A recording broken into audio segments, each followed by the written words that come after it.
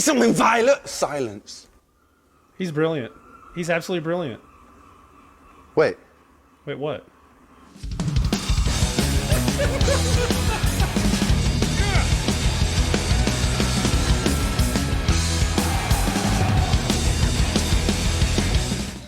Hey everybody, welcome back to the danebramageROCKS channel. Alright, it is about high time I come back around and catch up with more things Ren. Now, with that being said, yes, I do follow him on Instagram and of course on YouTube, so I've been seeing a lot of his posts he's been releasing. I haven't heard much more of the songs because I want to get caught up as best as I can, and the best way to do that is with natural reactions, am I right? But since I did the introduction to Ren with Hi Ren, I've had overwhelming support, and I appreciate all the Renegades out there supporting me in this channel and enjoying the content I've been providing, which was followed up by the second biggest request, Sick Boy, and then the next two requests that I keep getting in the comments section were none other than the Tale of Jenny and Screech. So the entire thing, the entire tale of it, which was dropped August 4th of 2022 and has over 9 million views. And then the second request I keep getting was to watch his 1 million subscriber video that he popped out on July 28th, 2023. So of course, as of the date of this recording, he has over 2.2 million subscribers. I think most of us are waiting for the 2 million subscriber post that he puts out on YouTube. I haven't seen it yet, at least not on his channel, so I don't think he's done it, but he's been doing some other fun stuff. But regardless, this is going to be a long video, so I'm going to squeeze both of these in to one fun reaction. So to begin, we're going to jump back into Ren with the Tale of Jenny and Screech, the full tale, followed by his 1 million subscriber video he put out for the fans and the Renegades. Ready? Oh, so am I. Here we go. All right, y'all, the entire Tale of Jenny and Screech official music video, 13 minutes and 30 seconds long. Let's do this.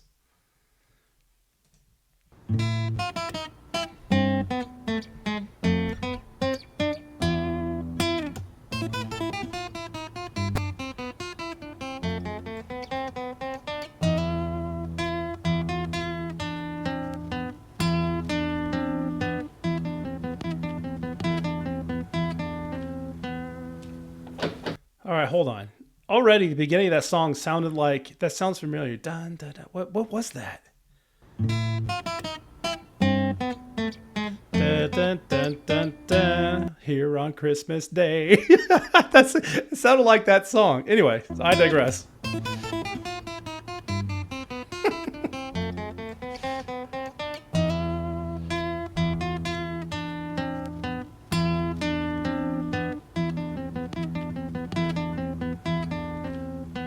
He's got a Nebraska Cornhuskers jacket on. Neat.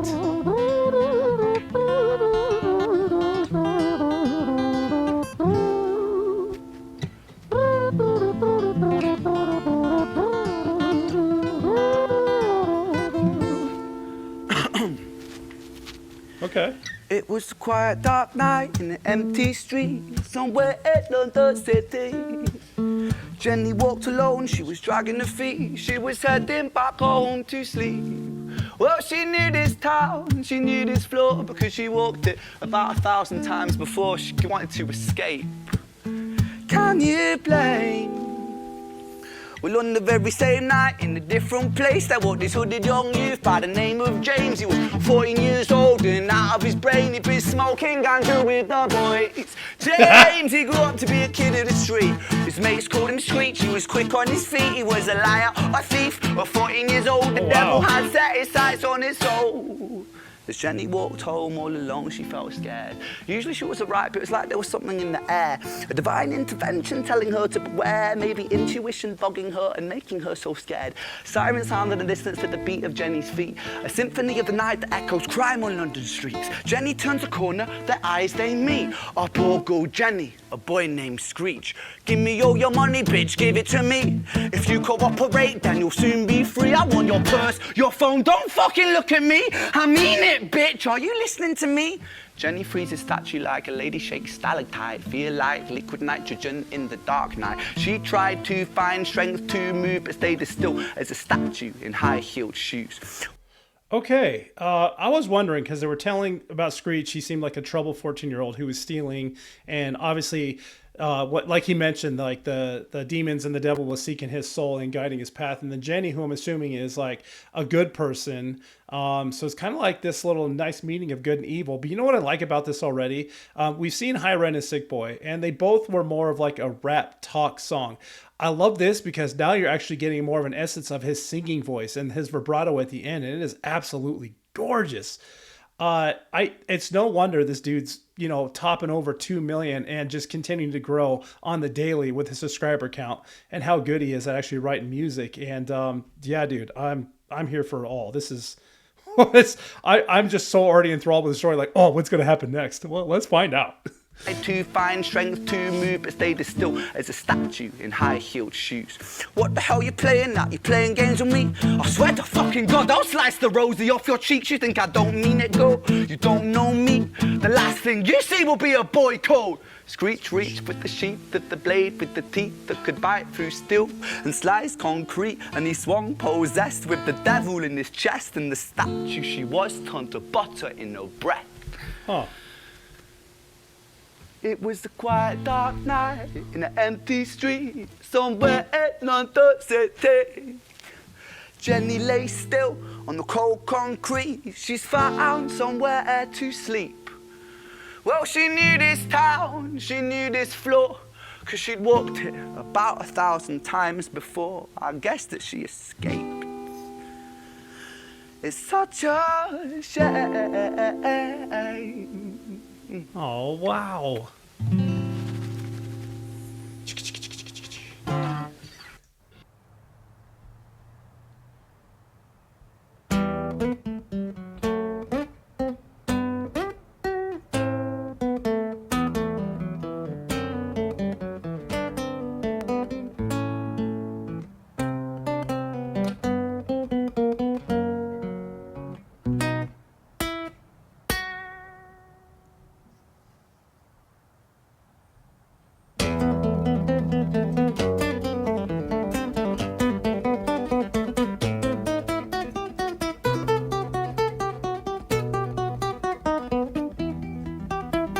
Oh.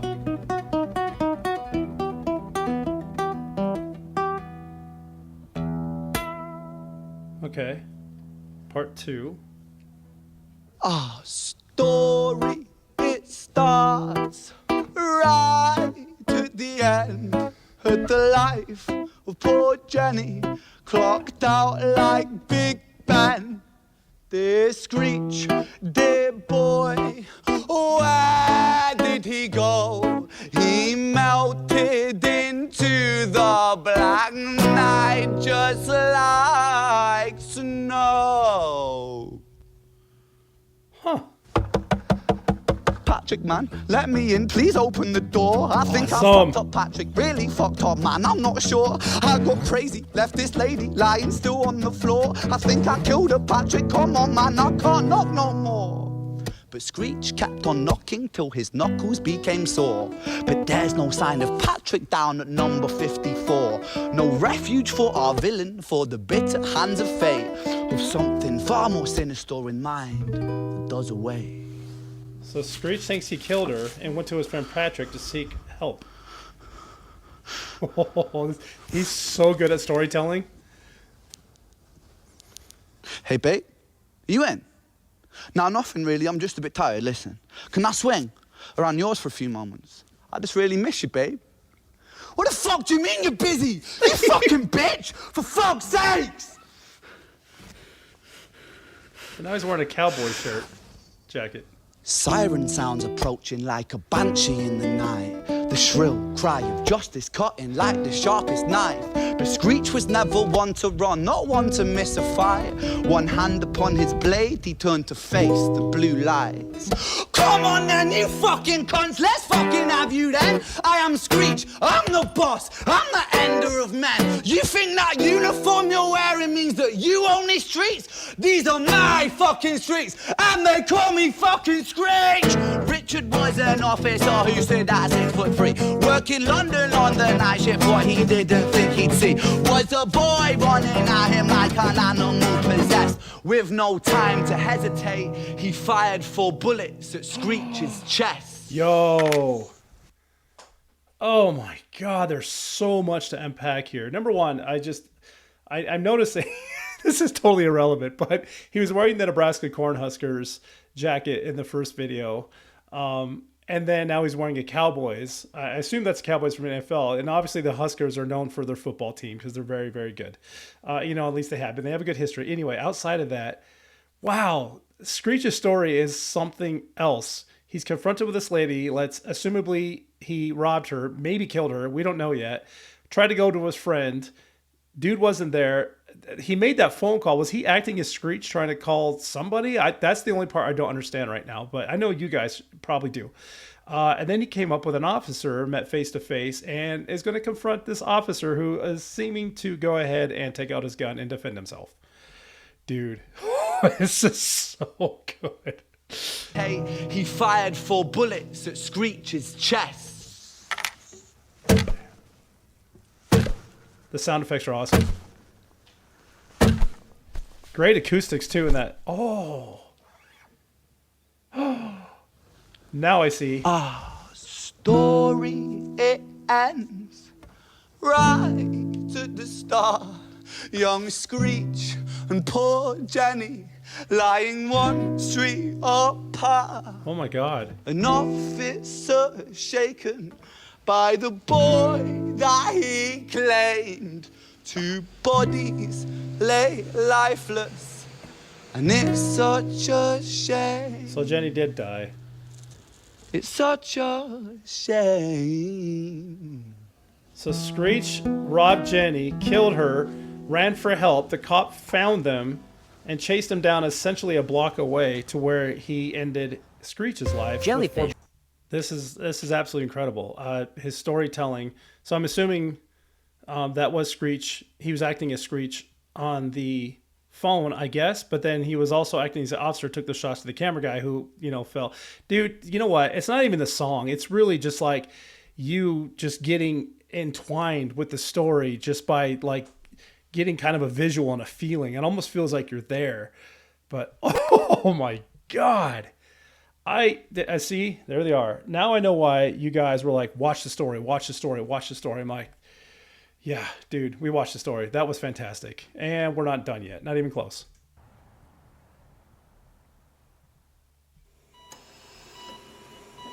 Oh, maybe he's not dead. Okay. Who is Violet? Maybe that's the girl that he called.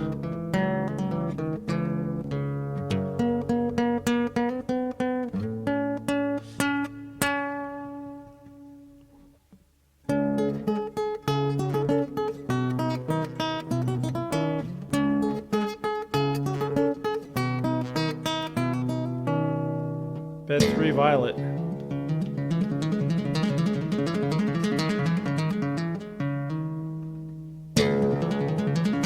Sorry, what I was talking about, if you notice at the foot of the bed, it has her name on it. I don't want to go too far out of the way.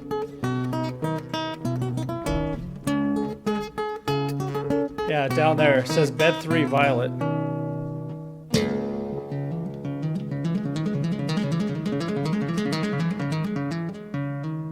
This freaking guy.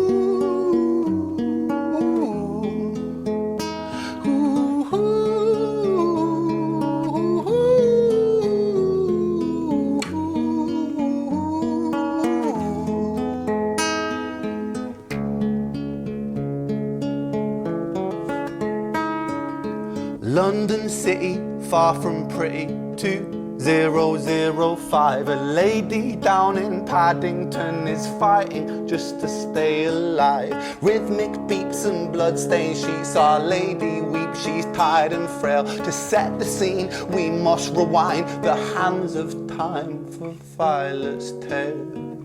Okay. want to know who she is. Wow.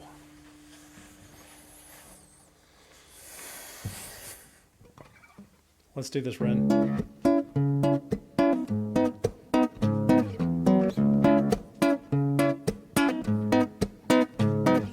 Violet was a silent girl, grew up with violent starts. Her mother was a drinker and her father was a bastard.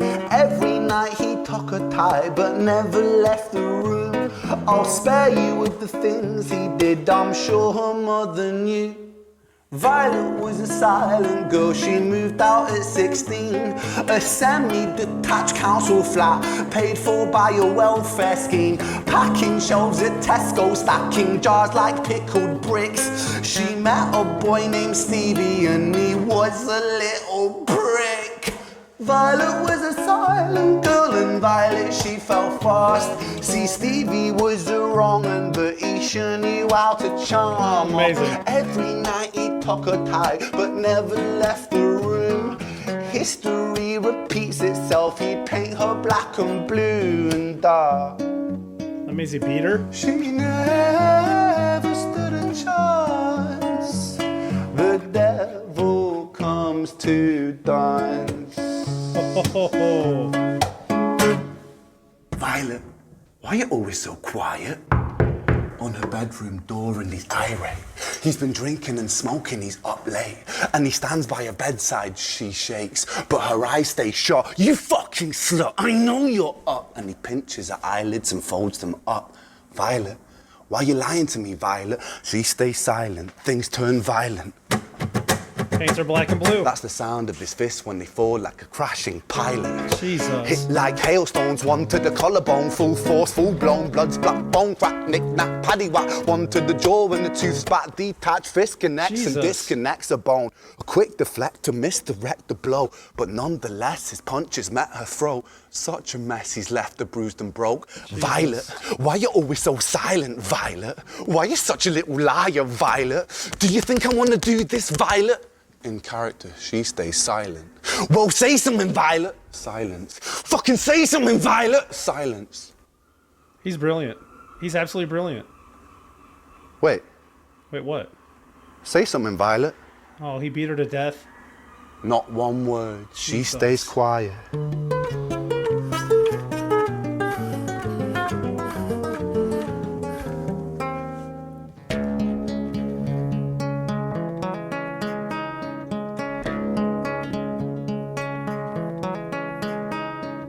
London City, far from pretty, 2005. A lady down in Paddington is fighting just to stay alive. The doctor, in a state of shock, saw something here so very wrong. Sorry, I just put it together. He didn't beat her to death, obviously, because she was in the hospital bed. Or, well, he was in the hospital bed. It said Violet, bed 3. So is this Screech that beat her up? Is this like an ex-girlfriend? And is that the person he called on the phone after he took care of Jenny? I don't think took care of is the right term, but you know what I mean? Like, wow. Oh, dude. So they're kind of showing a little bit of his history before leading up to this murder robbery. 05, a lady down in Paddington is fighting just to stay alive. The doctor, in a state of shock, saw something here so very wrong. See, Violet, she was pregnant.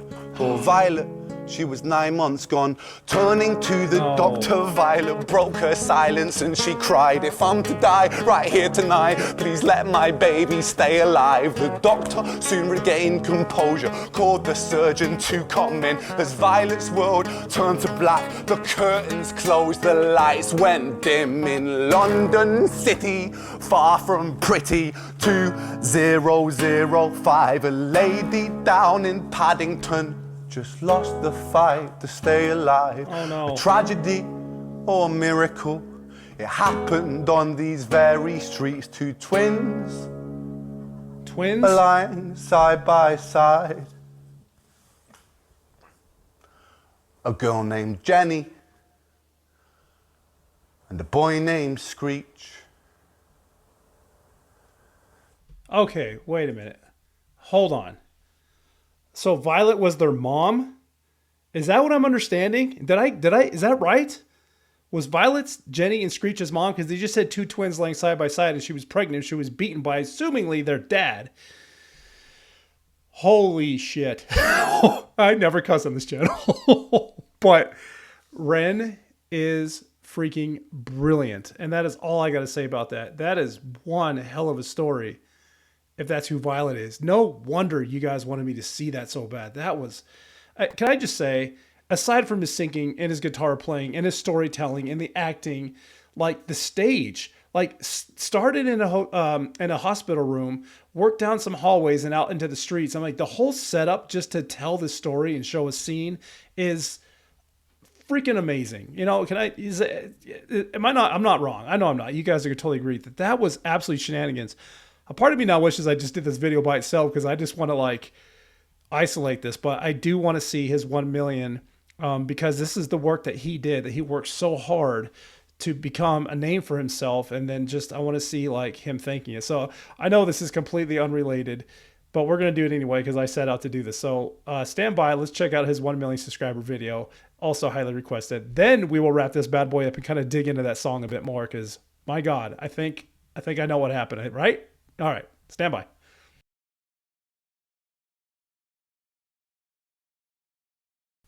Yeah, let's just roll into this. I got to see this. 5 minutes. And sweet, because I wrote something that I want to share with you. But first of all, I just want to say how grateful I am. I've reached 1 million subscribers on YouTube, which is a flipping huge milestone. I wanted to say thank you to everyone who supported my music over the years, whether you're newly on board or have been here for a while. I wanted to say thank you to the YouTube reaction community who have gotten behind my stuff in a big way and really helped me reach this goal. So thank you guys. Yeah, I wanted to read this passage that I wrote about success. It's too much for me to remember right now, so bear with me. But yeah. Let's go. Success to me means that I have a responsibility that transcends me. If I have a platform where people are paying attention, then I feel like it's my duty to make that count. It's far more important than my aspirations with music and what I could personally gain. There's a saying that stuck with me recently, which was a rising tide lifts all ships. Somehow, by finding success for myself has meant that I can find success for the people around me. And that makes me feel very rich. Nice. I'm in a very strange position right now where I owe much of my success to the most destructive force in my life, which has been the turbulence of my physical and mental illness. Yeah. The thing that has by far brought me the most pain has been a source of constant inspiration, which ironically led to creations which brought me the most joy. And they're brilliant. Creating art which means something to somebody else and can potentially be a companion to somebody else in the dark justifies my own pain. And I desperately needed that to be justified. There are a lot of people alive today who live in the dark. It's a place that I'm very familiar with. It's true. In the peak of my health problems, I was severely underweight. All my meals had to be restricted and blended, and I was so tired that I couldn't participate in life. I couldn't socialize, I couldn't watch films, I couldn't read. My bones constantly hurt. Even standing in the shower was excruciating and exhausting. Good God. And this went on for years, with no answers. Nobody could have ever convinced me during that time that my pain and suffering would be a source for something good, because it felt insidious. Nobody could have ever convinced me that something constructive can come from hurting every day. But I'm here to tell you that if you are hurting every day, don't be afraid. One thing I know to be a constant law of the universe, is that life is inconsistent. Life is beautiful and life is hideous. Life is kind and life is cruel. Dancing inside this dichotomy and inconsistency makes me know that you won't hurt forever, whether that comes from resolution of what you're going through or acceptance of where you are. You won't hurt forever. You don't know yet whether or not your pain conceals gold. It definitely conceals wisdom, and it's definitely a catalyst for filling you with empathy. So stand strong, my friends, and don't let the darkness consume you, because once you know the dark and become intimate with it, you become very capable of wielding the light.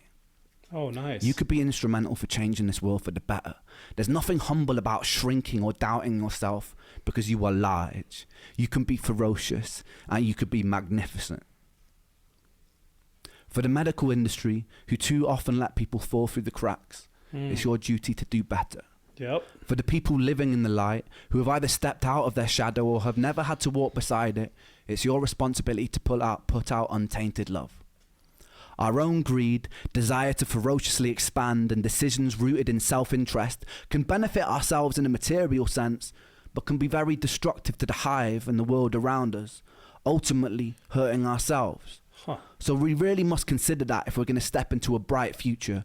As humans, we have an incredible potential, and it would be a shame to throw it away. So community, humanity, and changing our relationship with the natural world so it leans more towards homeostasis must be a priority number one. If you're watching this and there's a knot tied up in your stomach with bitterness, anger, or hatred for your fellow human being, be with it, feel it, understand it, express it, and then let it go. You're hurting. Give yourself love, forgive yourself, and then project that love outwards, and the anger will pass. We have a decision in every interaction to tilt the world towards heaven or hell, towards Jannah or Jahannam, utopia or dystopia, and some people's ideas of heaven will be another's image of hell. So tread carefully, but treat those differences with respect. Tapestries are made beautiful because of the variety in the sum of their parts.